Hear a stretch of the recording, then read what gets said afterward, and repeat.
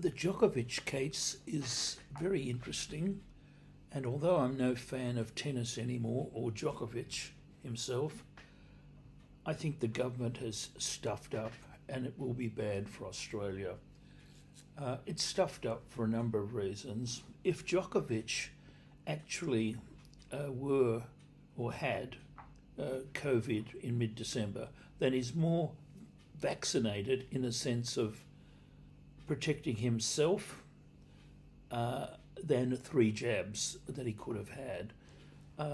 As well as this, well, some people, just to give a few more stats, some people argue 13 times more in one piece of research. If you have had the COVID, it gives you 13 more, much more protection than 3 jabs. Some people say if you've had it very severely, you're going to be more protected than if you've just had a light version of COVID. But the other thing is, the vaccinated and the unvaccinated, so the latest science is showing, is just as dangerous for either party.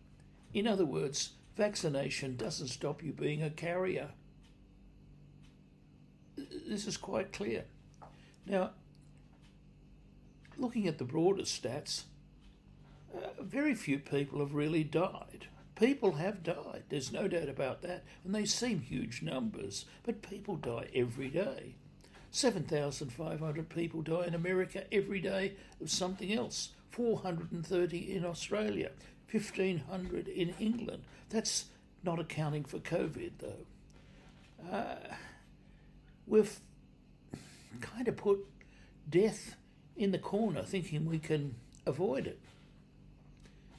We know we can't, but that's what's happened. People lived with death much more regularly before antibiotics and modern medicine. So before 1939, people died of heart attacks, high blood pressure, all kinds of things because there was no effective treatment. But anyhow, the Djokovic case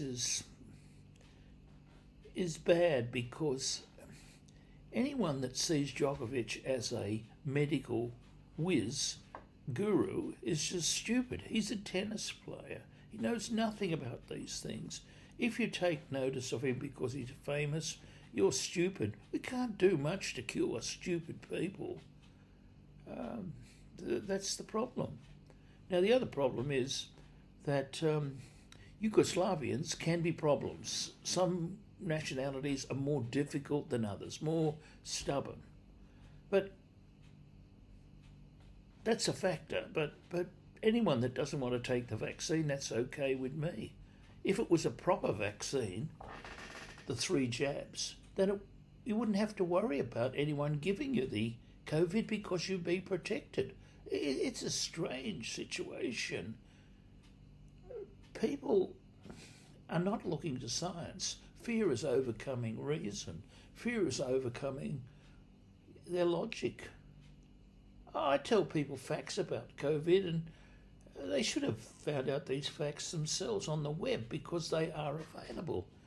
But no, they've just gone into this spiralling fear. Novak's case will mean much less money for Tennis Australia from advertising, etc. And we're talking millions of dollars. And Australia is already a bit of a laughing stock in regard to COVID because it's had lockdowns when, there have been very few people with the problem. It tells you a lot about Australia that we're basically sheep. We're not thinking people.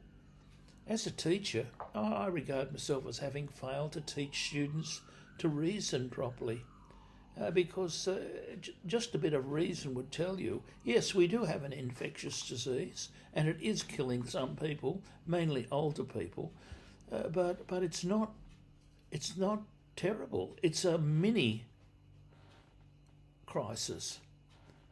I mean, no one under 20's died. 60 people under 40. and very few healthy people under 60. It's an old person's disease. Pneumonia and influenza sent old people to their grave in the past, and this is doing a similar thing. The statistics provided by the government are appalling. I want to know how many people have died with COVID, how many people have died because of COVID, and I want to know the age groups, and I want to know their underlying morbidities. And I am interested in whether they're vaccinated or not. Anyhow, just some thoughts.